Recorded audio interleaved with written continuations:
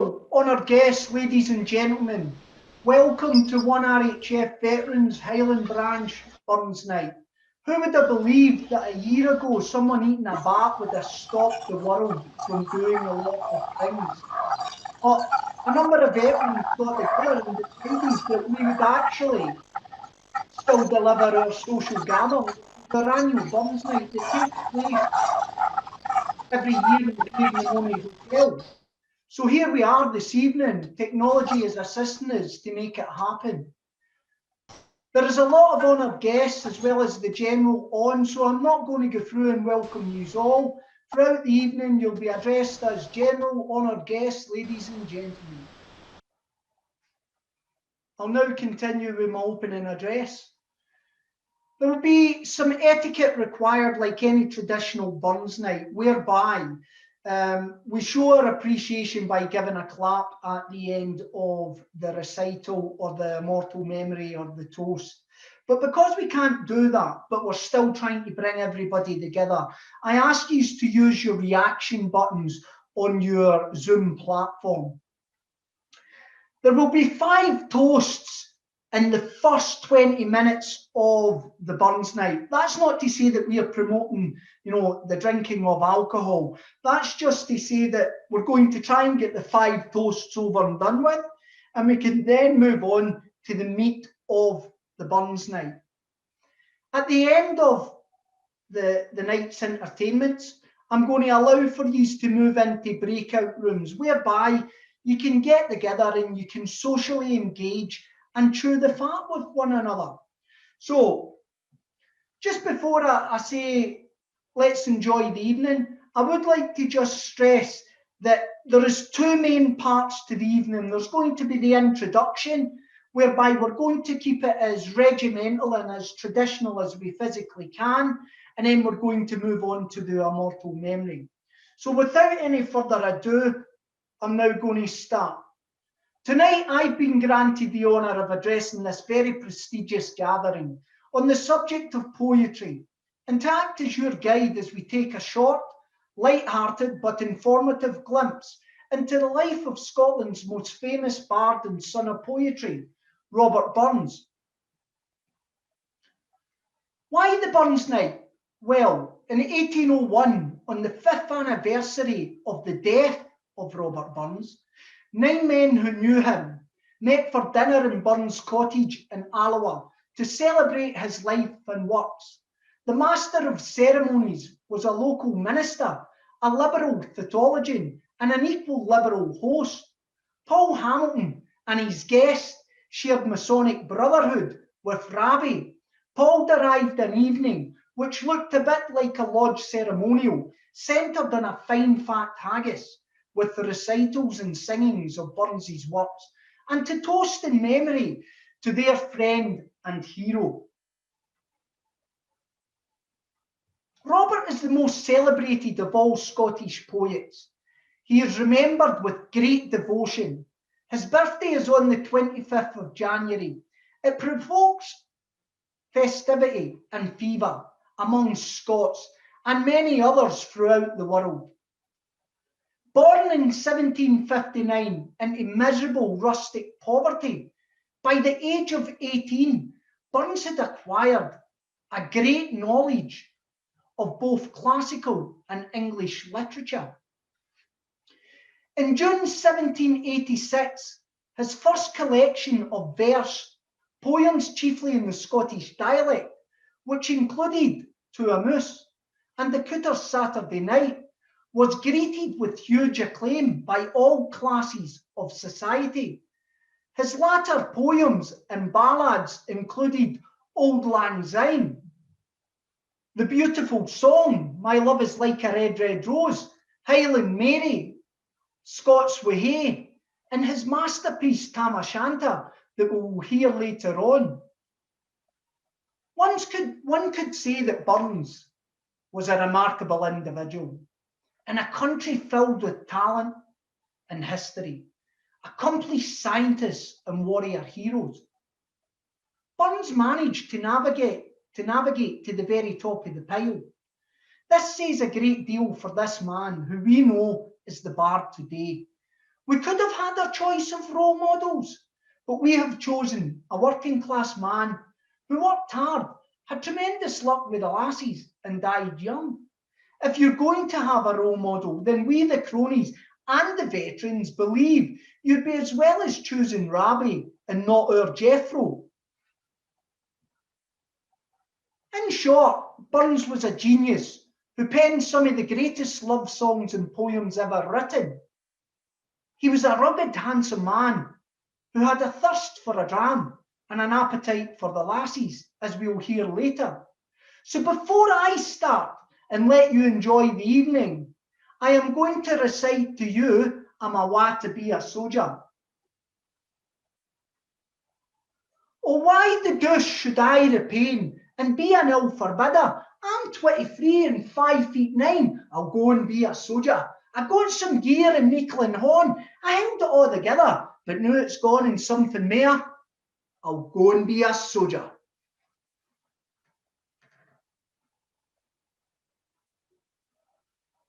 Mr. Paul Gordon. Honoured guests, ladies and gentlemen. Some folk you meet that can't eat, and some can eat that want it. But we you meet and we can eat, so let the Lord do thank it. Now, due to the fact we're suffering with this current pandemic, Jimmy's came up with a wee COVID-19 verse of this. And it goes something like this.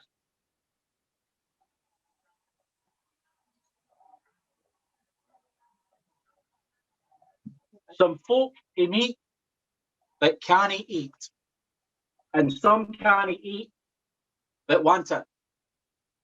But because John Hamilton has meat that he can eat, let's just get on and let's get started.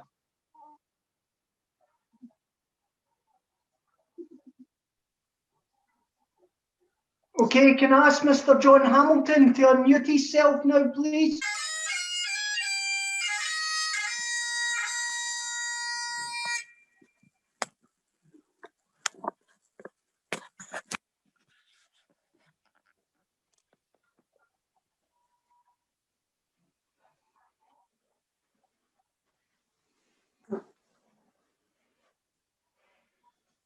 Therefore, your honest sonsy face, great chieftain in a pudding race, aboon them all, you tak your place. Page, tripe, or thairm. Wheel, are you worthy of grace as lang's my arm? The groaning trencher there ye fall, your hardies like a distant hill. Your tin would help to mend a mill in time of need, while through your pores the dews distill like amber mead. But see this knife, say labour dicht, and cut you up with ready slicht, trenching your gushing entrails bricht like ony ditch, and then what a glorious sight! Warm, reeking,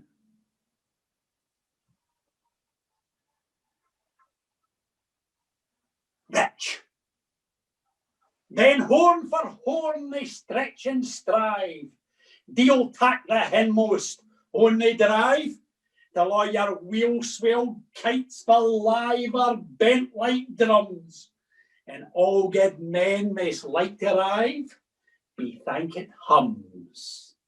Is they, that our their French ragout, our olio would stow a sow, our fricassee would mak you spew, with perfect scunner, looks doodle, with sneer and scornful view. I'm sick of them. Poor devil. See him out his trash, as feckless as a withered rash. His spindle shank, I did whiplash. His neve, a nit. Through bloody fludder field to dash. Oh, how unfit! But mark the rustic haggis fed, the trembling earth resounds its tread. Clapping his wally neath a blade, and he'll make it whistle. And legs, and arms, and heads, all sned, like taps of thistle. Ye powers, woe mak mankind your care, and dish them up your bill of fare. Old Scotland, wants nae stinking wares that joups and luggies. But if you wish her grateful prayer, gie her a haggis. Thank you. Gentlemen, we'll give it a couple of minutes there. That was a brilliant rendition of Address to a Haggis by Mr. John Hamilton. I'm now going to ask Mr. John Hamilton for his toast. Mr. John Hamilton. Ladies and gentlemen, please be upstanding for the loyal toast. The Queen, God bless her.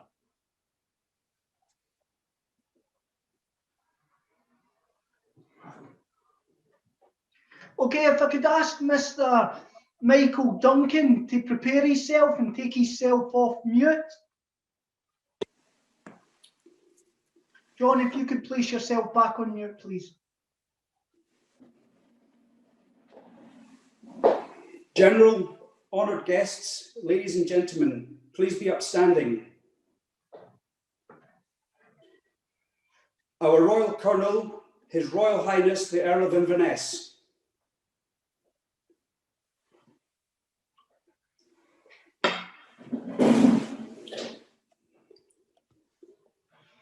Michael, you'll need to turn your camera up a little bit. We can only see half of your face, please. Okay.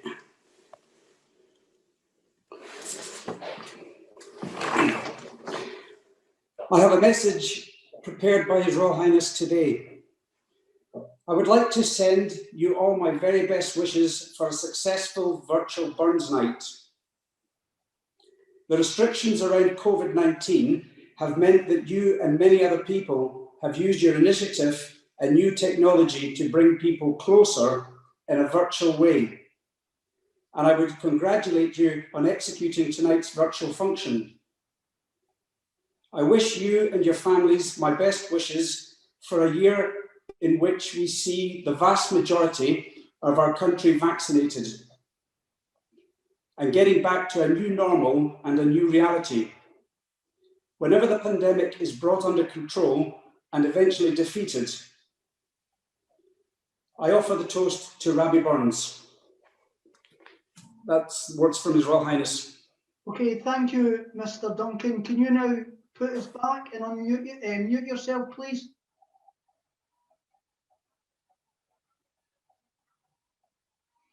Okay, I'm going to ask Mr. Charlie Macklin to unmute himself and give us a toast to the regiment and veterans, please.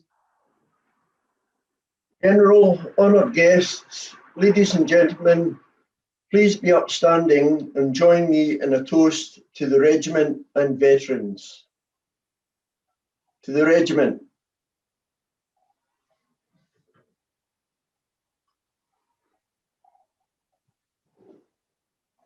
Thank you very much, Mr. Charlie Macklin. If you could now put yourself on mute, and I could ask Mr. Paul McDermott to place himself into a position to give us the next toast. Well, proposing this toast to absent friends, please think of those who'd like to spend the night with us getting food and remembering tales old and new. Wattered, fed and feeling merry, good and sad times, they did vary. of those we love that can't be here to enjoy the haggis, the whiskey, and the beer. We press the flesh and slap our backs, to join the patter and enjoy the crack, with friends amongst us like all of you assembled here in Zoom the New. Your absent friends are always near, they're in our hearts, we hold them dear. So on this night in 2021, remember the wheel because we can. Propose a toast to meet them in heaven, with gratitude and respect always given. And to our Fusilier brethren, brotherly love, we'll meet you in the final RV above. General, honoured guests, ladies and gentlemen, please be upstanding. Raise your glasses. Offer the toast to our absent friends. Absent friends. Our piper, Jimmy.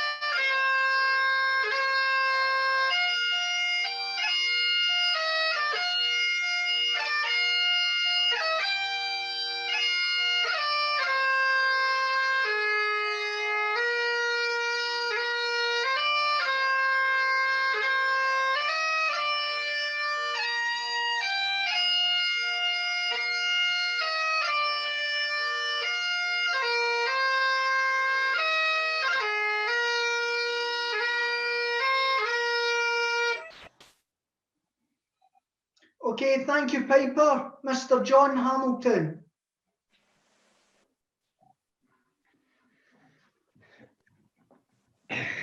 Ladies and gentlemen, please be upstanding for a toast to the piper. The piper. Piper.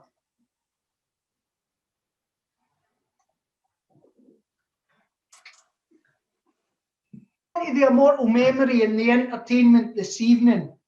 The emphasis of a man, soldier, female, etc.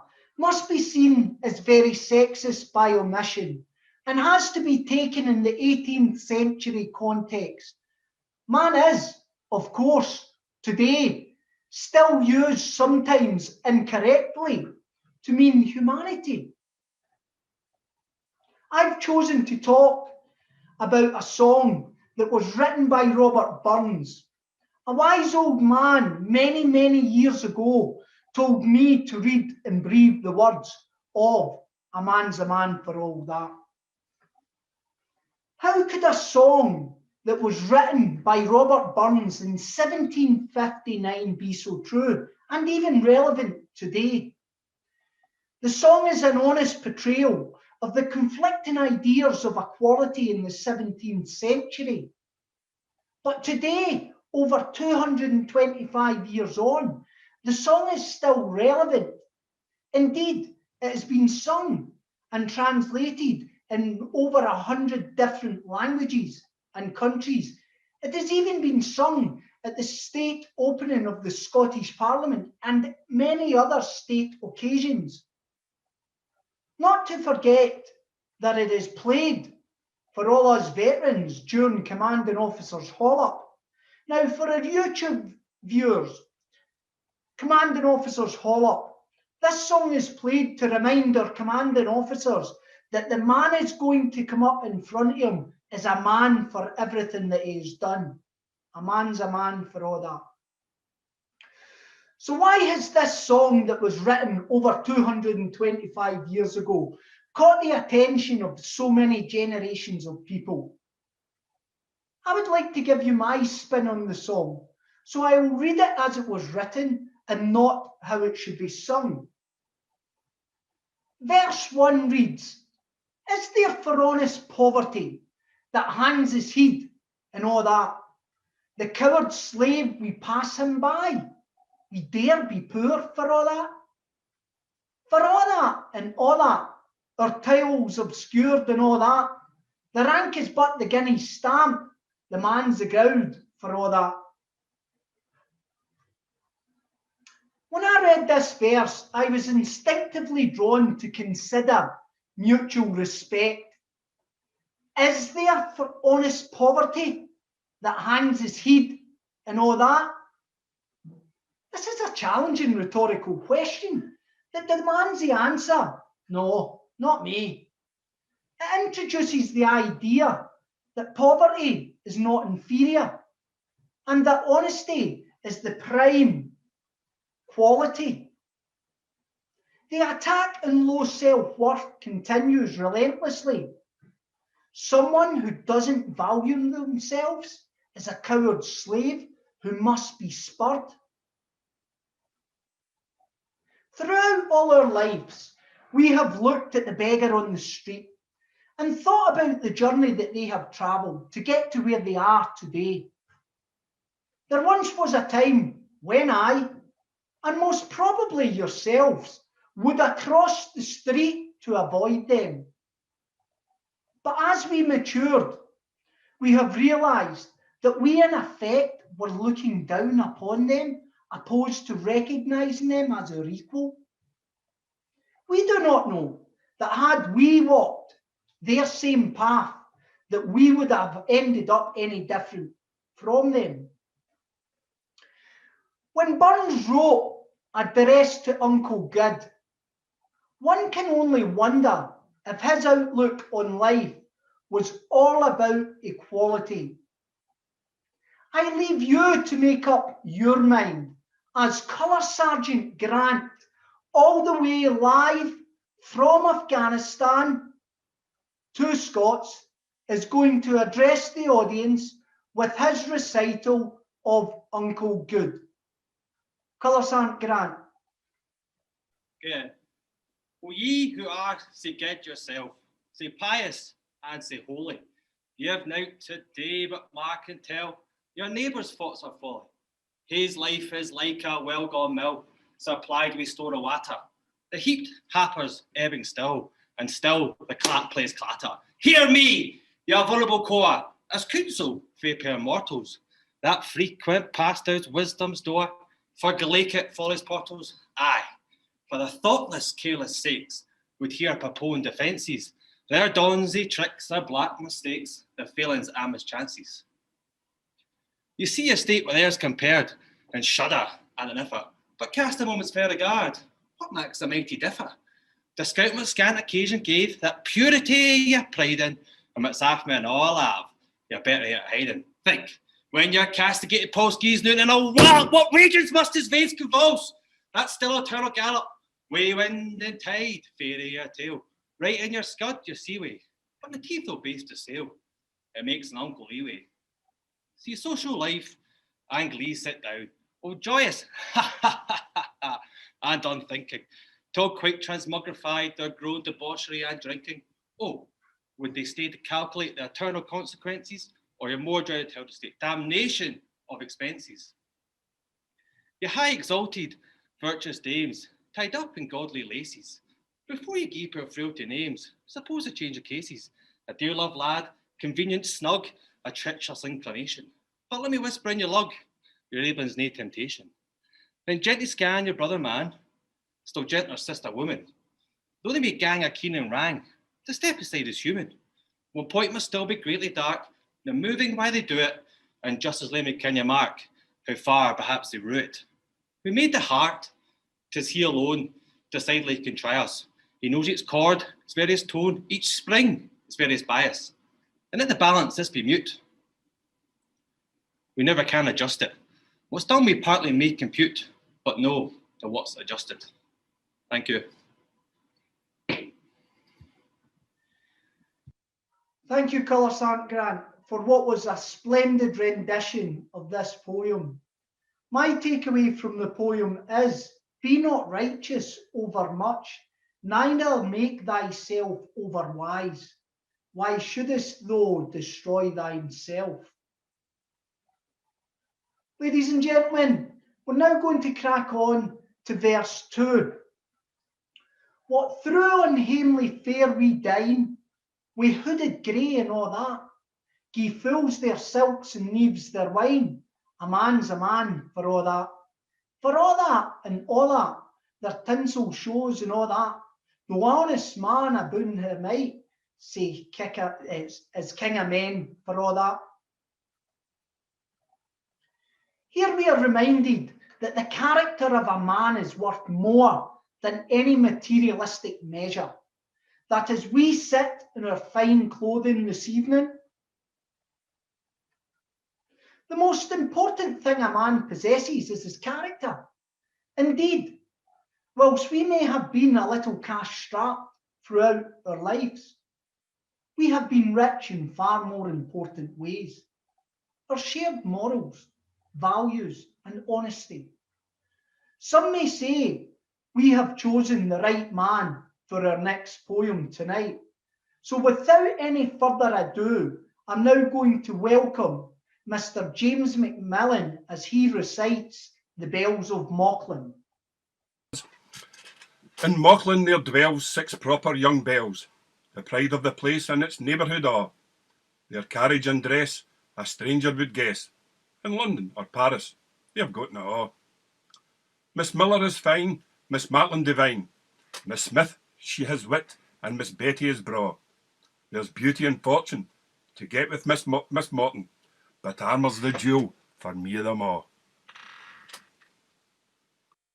Thank you, James. What an outstanding rendition once again. So here we are, over 200 years on. This song was first printed in 1800 in the Curry edition. This song is praise of Mauchline's most attractive young women who caught the poet's eye. Jean Armour was one of these, the belles, where he refers to her as the jewel o' me, them all. Although Burns had a true affection for the lassies, Robert Burns is also known for standing up and writing about women's rights way back then. Just take a minute just now to picture the scene back then when women were looked down upon as second class by almost every man. I'm now going to move on to verse 3. You see yon Birkie cod a lord, with struts and stairs and all that, though hundreds worship at his word, he's but a coof for all that.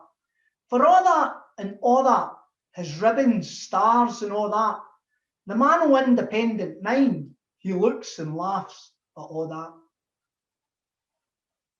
We've tried our hardest throughout our army career, never to look down on the poorest of soldier, but to find the true worth of a man, female, or a soldier. It is easy to look down on them when in a position of command. But the independent mind of a good leader will never forget where the poorest of soldier has come from and their true worth. I now welcome Mr. John Hamilton with Though Women Minds. Ladies and gentlemen, Though Women's Minds. For all that and all that, and twice as because of all that, the bonny lass that I love best, she'll be mine for all Though women's minds like winter winds may shift and turn and all that, the noblest breast adorns the maist, a consequence like all that. For all that, and all that, and twice as equal all that, the bonny lass that I love best, she'll be my aim for all that. Great love I dare, dear on the fair, the humble slave and all that.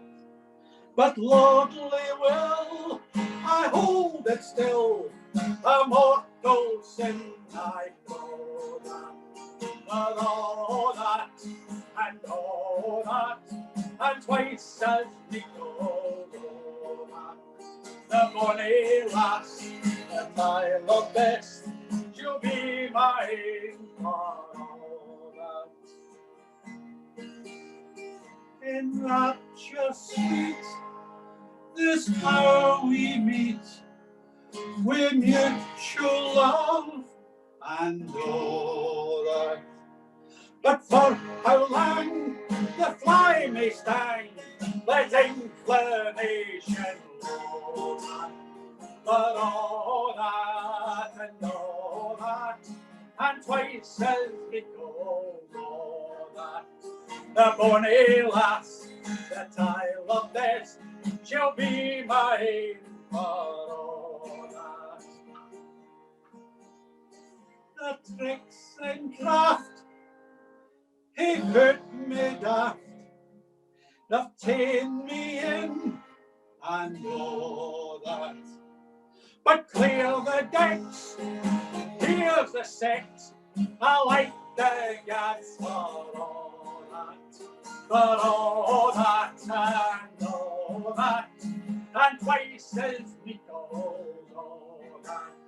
The bonny lass that I love best, she'll be my aim for all that.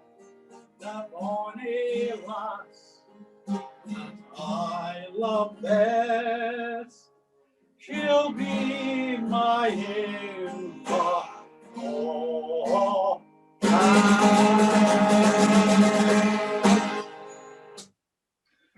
Okay, John, thank you very much. That was outstanding there. Can I now ask that you place yourself on mute? What a rendition there to that song. In yesterday's selection, which was a paper back in the day, the bard outlined that the rights of women today, John expressed and revealed in the delight for women that the bard had wrote about. He explains that it will always be a challenge for a man not to be respectful to a woman. And verse 4 reads, a prince can make a belted knight, a marquis duke and all that, but an honest man aboon his might, good faith, he mourns for all that. For all that and all that, his dignity and all that, the pitiful sense and pride of worth, a higher rank and all that. When I read that, I actually thought, what is Burns actually saying here? Well, Burns placed great value and importance on self-respect and honesty. A prince can make a man a knight, but it is for the knight to believe in himself, behave and act in such the same way as we today are still bestowed with the values that we have inherited from our time of service. During my career, and no doubt yours, we have not forgotten our faith or our roots. Today, believe it or not, this generation of young people look through rank and position to see the person. They expect the utmost integrity, honesty, and loyalty and respect. Should we fail as veterans to respect the values that we have inherited. We will not just do a disservice to ourselves, but also to our families, friends, and work colleagues. We must be truthful now and ask ourselves, how many times have we spun a yarn to our partners when we have come home from a night out or even a function? But I could never make a story up like this, because wee Laura Fraser would slap me right round the head. I now welcome myself to tell yous the story of Tam O'Shanter. Some say it was written in just 24 hours. Some say it was written over a period of time. I'll let you decide. When Chapman Billies leave the street and Druthy neighbours meet, as market days are wearing late and folk began to tack the gate, will we sit boozing at the nappy, getting foo and Uncle Happy? We think, na own, the Langscott smiles, the Mossies, Waters, Slaps and Styles that lie between us and our hame, where sits our sulking solemn dame, gathering her brows like gathering storm, nursing her wrath to keep it warm. This truth, fand honest Tam O'Shanter, is he fair, he nicked did canter, all dare warm near a tune suppresses, for honest men and bonny lasses. Oh, Tam, but had thou been so wise as ta'en thy ain wife Kate's advice, she told thee, well, thou was a stillum, a blethering, blustering, drunken billum, that fair November till October, a market day thou wasna sober, thou welcome out away the miller, thou sat as lang as thou had siller, that every nag would cast a shoon, the smith and nae get roaring foon. That at the Lord's house, even on Sunday, they drank with Kirkin King till Monday. She prophesied that later soon there would be funded Trundon or catch with warlocks in the mark by old Illoway's haunted kirk. Ah, gentle dames, it gathers me great to think how mony counsel sweat, how mony lengthened saged advices the husband fae the wife despises. But to our tale, a market nicht, Tam had got planted on Carrick. Fast by an angle, blazing friendly were reaming swats that drank the veernally. And at his elbow, Suitor Johnny, his ancient, trusty, drouthy crony. Tammy load him like a very brother. They had been fou for weeks together. The night drifted on with sangs and clatter, and all the ale was growing better. The landlady and Tam grew gracious, with favours, secret, sweet, and precious. The suitor told his queerest stories. The landlord laughed. Was a ready chorus. The storm without might rain and rustle. Tam didn't mind the storm's a whistle. Car mad to see a man so happy, even drowned himself among the nappy. As bees flee hame with lades of treasure, the minutes wind their way with pleasure. Kings may be blessed, but Tam was glorious, or all the ills of life victorious. But pleasures are like poppies spread. You seize the bloom is shed, or like the snowfall in the river. A moment's white, then melts forever, or like the borealis race. The flitter you can point your place, or like the rainbow's lovely form, a vanishing amidst the storm. Nae man can tether time nor tide that hour approaches. Tam mun ride that hour a night black arch the keystone, that dreary hour he mounts his beastin, and sickening he tacks the road in, as nae poor sinner was abroading. The winds blew as 'twad blown its last, the rattling showers rose in the blast, the speedy gleams the darkness swallowed, loud, deep, and long the thunder followed. That night the devil might understand.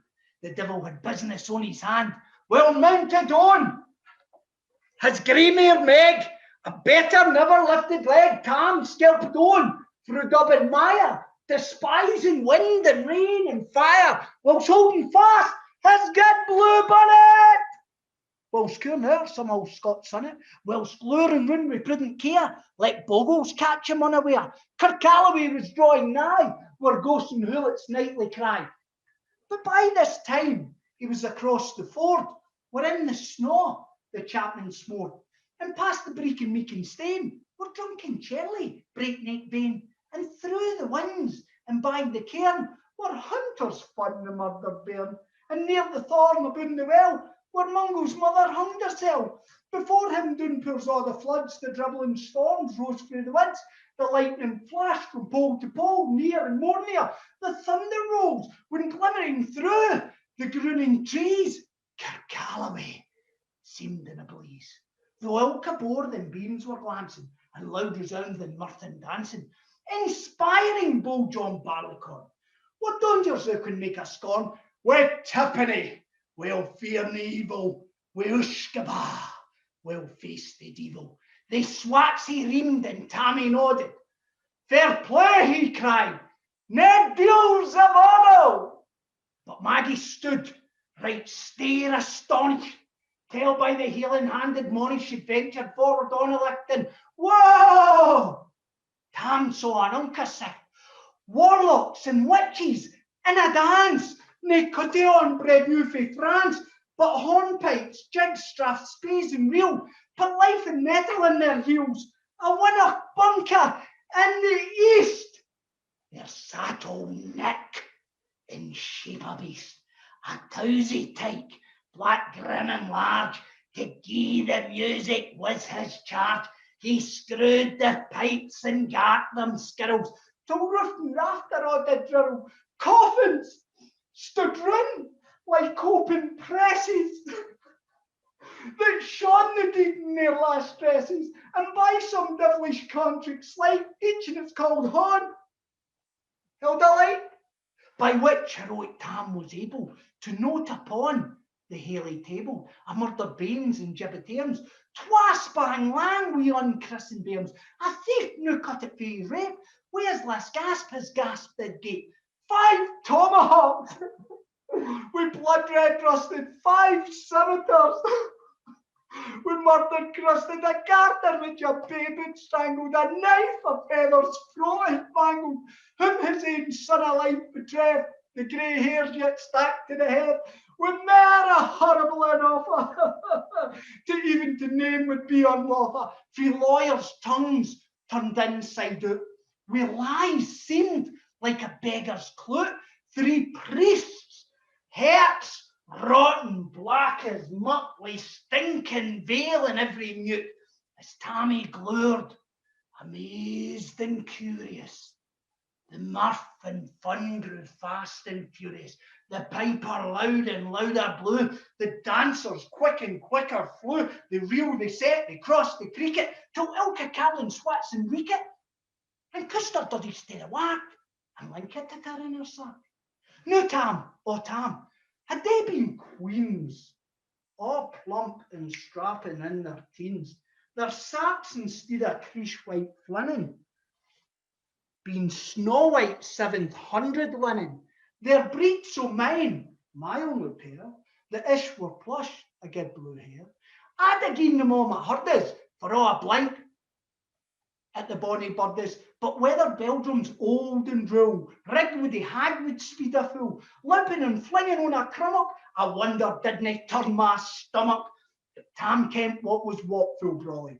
There was a winsham wench and Wally that night enlisted in the corps, lying aft and kenned on Carrick shore. For mony a beast the deed she shook, and perished mony a bonny boat, and shook beneath meikle corn and fear, and kept the countryside in fear. Her cutty sack o' Paisley ham, that whilst the lassies she had worn, in longitude, though sorely scanty, it was her best, and she was vanty. O ken thy little reverend Ganny, that sack she coughed for her wee nanny, twa pun Scots, twa riches, would even a grace a dance the witches. But here my muse her wing maun cour, sic flicks are far beyond her poor, to sing how Nanny lapped and flung a simple jade she was in strand, and how Tam stood like ane bewitched, and thought his very een and rich, even Satan glowed and fidged wi' fame, and hogged and blew wi' mirth and main, till first they caper, and Tam tint his reason altogether and roared out, "Well done, Cutty Sark!" And in an instance, all was dark. And scarcely had he Maggie rallied when out the legion hely sallied, as bees buzz out with angry fight, when plundering herds assail the bright, as open pussy's mortal foe, when pop! She starts before their nose, as eager runs the market crowd, when catch the teeth resounds aloud, so Maggie runs, the witches follow, when money and eldred screech and holler, oh Tam, they'll get thy fern, in hell they'll roast thee like a hern, in vain thy Kate awaits thy coming, Kate soon will be a waffle woman, now do thy speedy utmost make, and when the keys stay out the brag, there at them. Though tail may toss, a running stream they daren't across, but ere the keys than she could make, a fainter tail she had to shake, for Nanny, far before the rest, hard upon noble Maggie pressed, and flew at Tam with furious settle, but little whiz she Maggie's mettle. Sprung brocht her maester hail, but left behind her ain grey tail. The carlin clucked her by the rump, and left poor Maggie scarce a stump.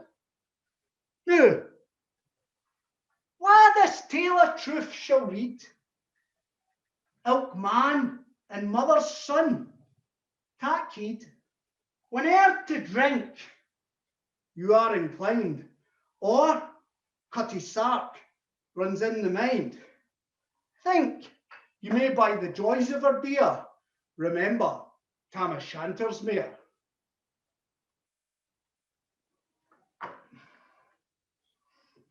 What have I taken from this poem then?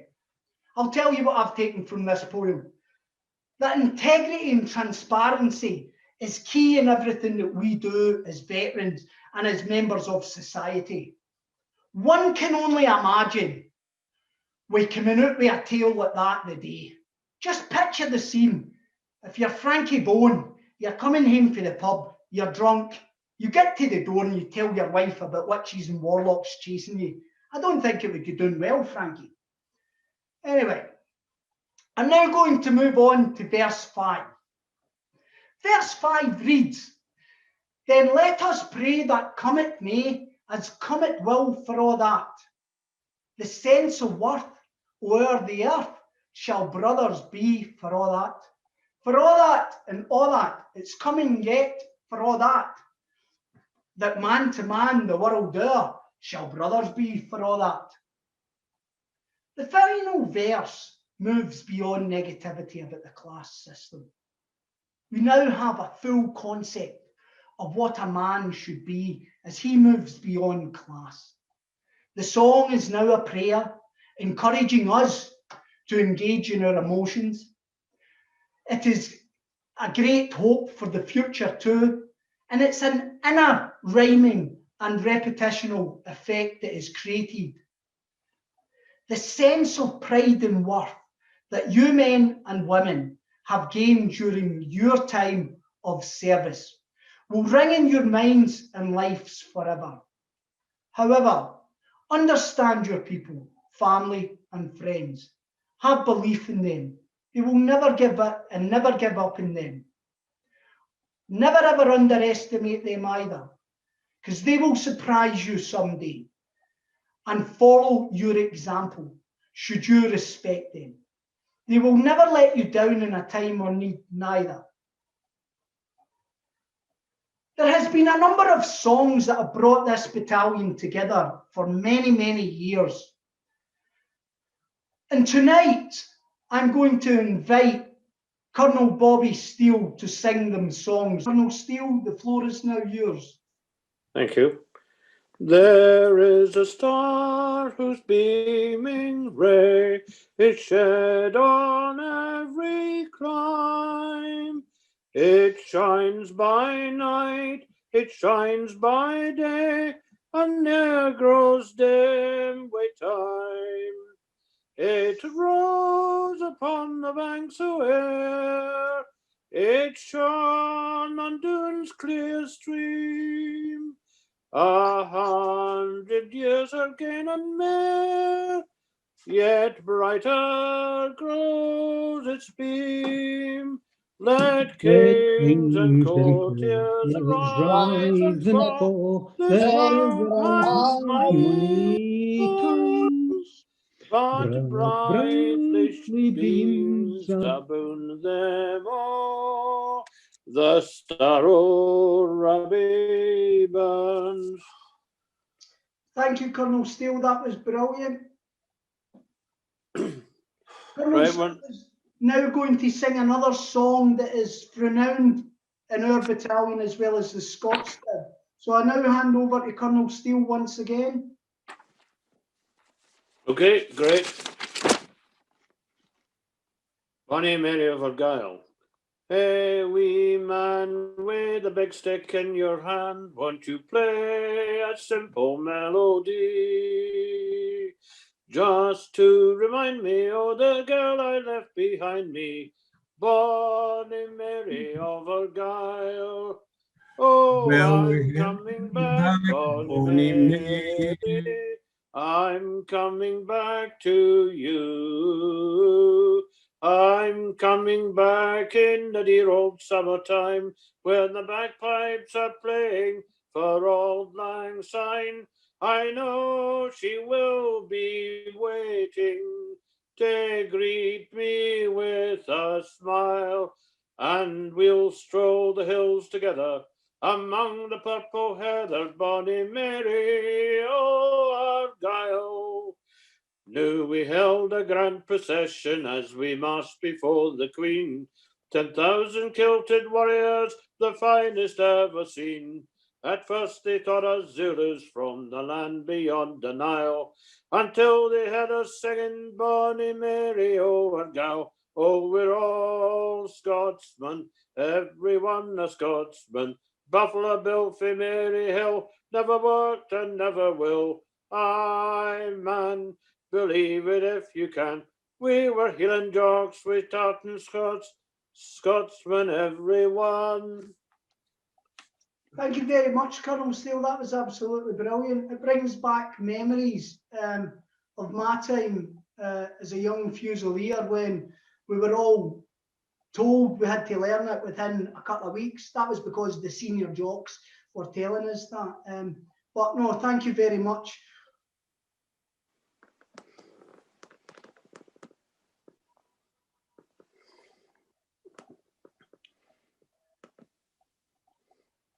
We're now going to move on to the last bit of tonight's proceedings. And, you know, it's been an honour to address you tonight. It's been an honour to have been part of the services for over 24 years. I thought that I would address you by giving you the words of a man's a man for all that, and why those words are so important to us today, just like they were probably important when Robert Burns wrote them way back then, over 225 years ago. It's interesting how you can look at those words and you can actually draw a direct connection with society today and how they could help inspire others. What I'm now going to do, we have the senior soldier of the regiment sitting in our audience, and that is Lieutenant Colonel Jock McGowan. I've invited him to say a few words on behalf of the guests and to toast to the bard this evening. I'm now going to ask Colonel Jock McGowan to unmute himself and take over. Well, why on earth should I repine and be an elf foreboding? I'm 23, I'm 5'9", I'll go and be a soldier. Introduced by the Chief Crony tonight at the beginning of this supper, this stanza is the essence of why the military, and especially Scots regiments, revere Robert Burns. He relates to us all, but especially to the Highland Fusiliers, in a way that no other poet, author, nor songster could. For myself and many others here tonight, it was being tasked to wait on in the Warrant Officer and Sergeant's Mess Burn Supper as a young Fusilier that the Burns journey began. In 2015, whilst compiling a programme on Burns and war, the BBC correspondent Gillian Sharp identified Burns' lamentable influence on soldiers over the cascade of war and across time. A 1915 World War I recruiting poster uses Burns' 1782 words from "I'll go and be a soldier" to suggest to young men of that time to do just that. And at one point, a national newspaper held a competition to invite readers to imagine what Rabbie would have written about the Kaiser. Now, it could be suggested that the Highland Fusiliers and its antecedent parts have been commemorating Burns in conflicts around the world since its inception. It's quite easy to imagine the concept of trips celebrating Burns from the Maratha Wars, through Peninsular, Napoleonic and Crimea actions, into Africa and the Zulu and Boer Wars. But we all understand the legacy of World War I and World War II as they are best chronicled. And what a marvellous thought it is.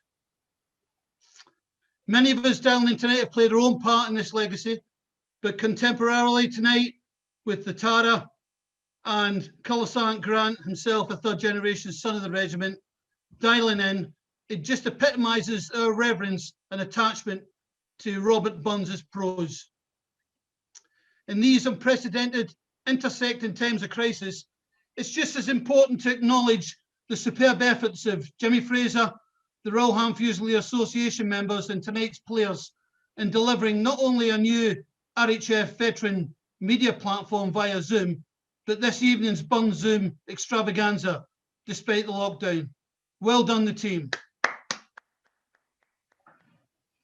On behalf of all of us watching, I'd like to thank you all for this superb effort, and please, long may it continue.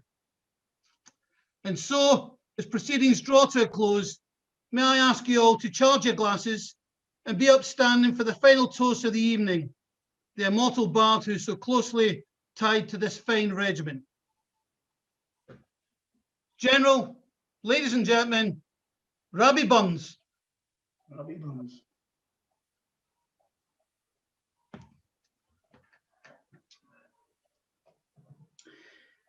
Thank you, sir, for them kind words and for everyone else's support at various periods over the last year. As I now raise my glass, I would like to toast to you all by saying, what we do for ourselves will die with us. What we do for others will remain and be immortal. So thank you for your support. Please look after your people. So as you all leave here tonight, going this way and that, remember the Veterans Burns Night whilst chewing the fat, all right?